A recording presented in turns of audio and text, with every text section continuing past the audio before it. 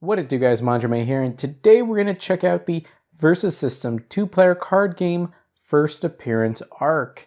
Now, this is the first of the arcs in this game where it says what arc and what issue it is on the top corner. Previous expansions just didn't have anything.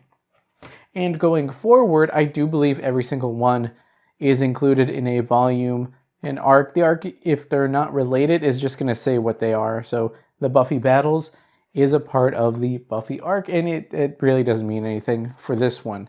For a later one, Sinister Syndicate, it does say what it's from, which is Great Power. We've already covered Deadpool and Friends, so today we're going to check out, we've already covered Deadpool and Friends, Brotherhood of Mutants, so we're going to check out Volume 1, Issue 3, New Mutants. Perforation is here. That was kind of perfect. So the issue I've had with this set in particular is that I ordered a copy once off Amazon. The corner was kind of messed up like this one, and the cards were very much dented. So I hope that this is not going to be a repeat of that. But before we get into it, let's get into the front of the box, which has Cable, Professor X, and X-23 with a rocky background. On the side, we have Story Arc First Appearance, which once again, I really like. Having the three side by side, it's really easy to tell what story arc they appear in. I do think it's weird that the spacing is so odd between them. This is probably the best. Looking at the top, you can easily tell that visually they fit together, and guess what? They're in the same arc. On the back, we see that the contents are 55 cards and a roll sheet. On the side, in this final issue of the three-part First Appearance arc, the New Mutants answer the call of heroism. This high-powered team of youthful mutants is loaded with unique and effective abilities. Whether you choose the seasoned leadership of Professor X, grizzled resiliency of Cable, or the volatile aggression of X-23 to lead your team, this deck has what it takes to defeat all challengers. Let's see if that's actually true. Now, I'm gonna quickly look at the cards. They actually look pretty okay. A little bit of a fingerprint there, but that's not a big deal. It's kind of whatever. The fact that the cards aren't totally destroyed or bent is actually a godsend to me. For whatever reason, this set was in reverse order, so I reorganized them where Cable is number 1. 6 health, range, 2/4 stat line, advanced cybernetics, build yellow, equipment on your side. In your hand, deck, and KO pile have the X-Men team affiliation this turn. Man and Machine level up 4 times. At the end of your turn, if Cable is equipped, he gains an XP. His level 2, he now has a 5/7 stat line. He now has time travel, main blue. At the end of your turn, set aside all main characters and any equipment and counters on them.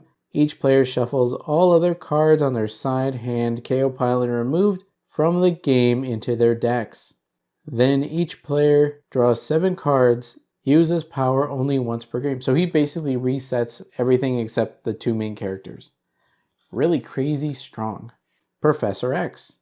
5 health, range, 3/3 stat line, danger room training, build red, put a +1/1 counter on each New Mutant character that appeared this turn. A New Mutant is an X-Men character that has a card number that begins with New, N-E-W. This is the first time in a card game that I've seen the set name being directly referred to and is an actual mechanic. Field test. Level up 2 times. When 1 or more New Mutant supporting characters on your side stun a defender, Professor X gains an XP. His level 2. He now has a 6/6 stat line.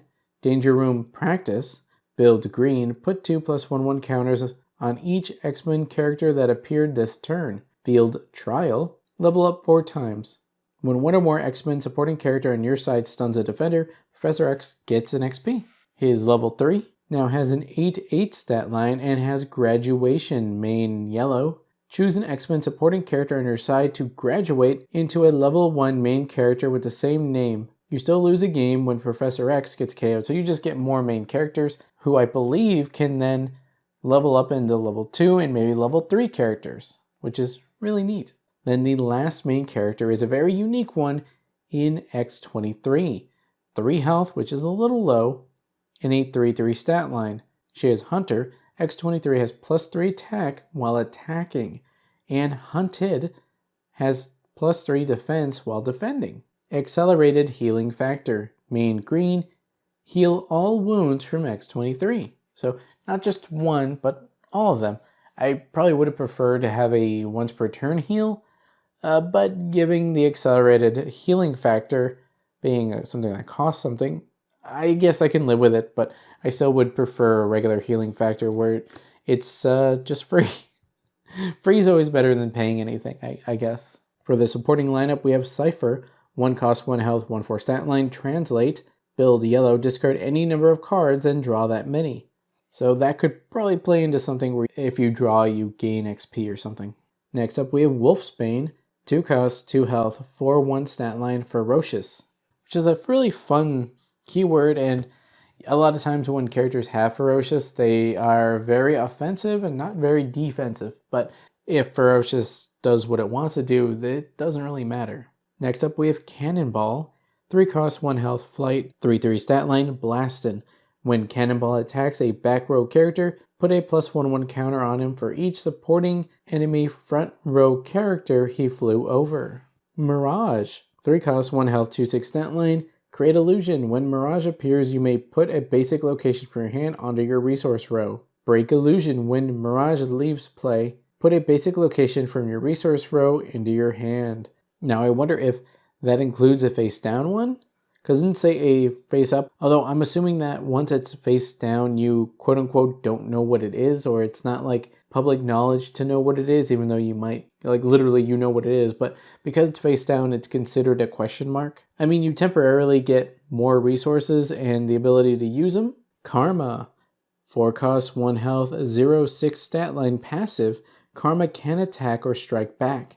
Possess mind. When Karma appears, choose an enemy supporting character to gain passive until Karma gets stunned or leaves play. So she can't attack, but also they can't either.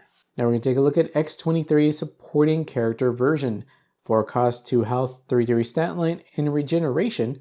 That's the one I wanted. Start your turn, heal a wound from X23, and hand and foot claws. When X23 attacks, put 2 +1/1 counters on her. So if she can get multiple attacks in, she's going to get really, really strong. Sunspot, 5 cost, 1 health, flight, 4/4 stat line, solar absorption. At the start of your main phase, turn any basic blue location face down, and if you do, put 3 1/1 counters on Sunspot. Now it says any basic blue location, so I believe that would include your opponent. But if they don't have any and you do, you're forced to do it to your own. Magic, 6 cost, 2 health, 6/6 stat line, summon Soul Sword. Main blue, wound magic, equip an Soul Sword equipment token onto her. Warpath, 6 cost, 3 health, 9/3 stat line, and tough. When Warpath gets stunned, you may recover him, but he still gets wounded. Warlock, 7 costs, 1 health, flight, and a 7/7 stat line.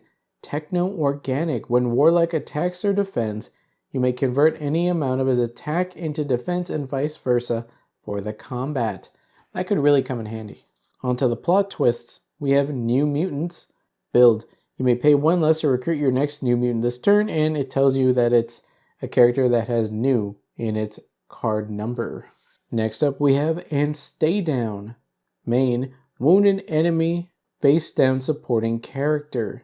Now for the last quote unquote card in the set, we have Soul Sword equipment token, 6 cost. It is unique. You can only have 1 Soul Sword on your side. If a second one would appear on your side, KO the first one. Eldritch Power. Equipped character has +4/4, and if it would wound a defending supporting character, remove it from the game instead. So really powerful, but you have to wound her to do it, so she has only 1 health left, but with it she is quite formidable. We went through the issues and arc in our past few episodes, so we're going to skip to the next one.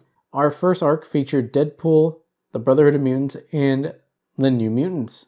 Issue 3 sees the powerful New Mutants added to the already formidable roster of X-Men. The New Mutants are part of the X-Men team, however, there are certain effects that reference New Mutants specifically, which means they have a card number that begins with New. Issue 1 featured Deadpool and his friends. Issue 2 introduced the Brotherhood of Mutants. Professor X. In this set, Professor gets a new main character. This time he can go up to level 3. This new Professor X can't level up into the old one from the Marvel Battles set and vice versa. A main character can only level up into a main character from the same set or one that has the same artwork as it does. Professor X's graduation power lets you turn an X-Men supporting character into a main character version of that same character. Once it becomes a main character, it can level up normally. Professor X is a really good teacher. This allows you to have any number of main characters and play at once. However, Professor X is still your main character. If he gets KO'd, you'll lose the game. Your other characters getting KO'd won't cause you to lose the game.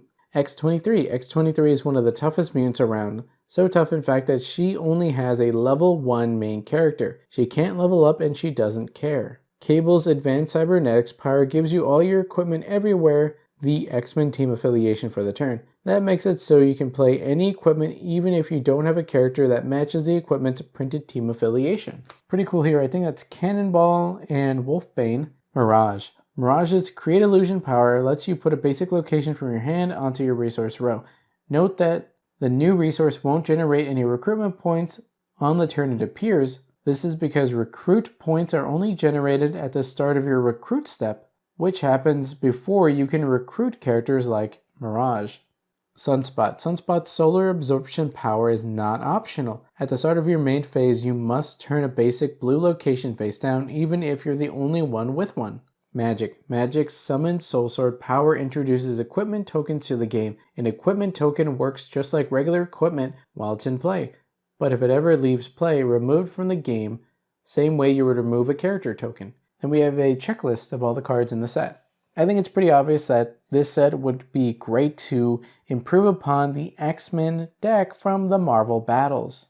Which main character do you want to see used first? In fact, you can also use Colossus from Deadpool and Friends. Which New Mutant is your favorite?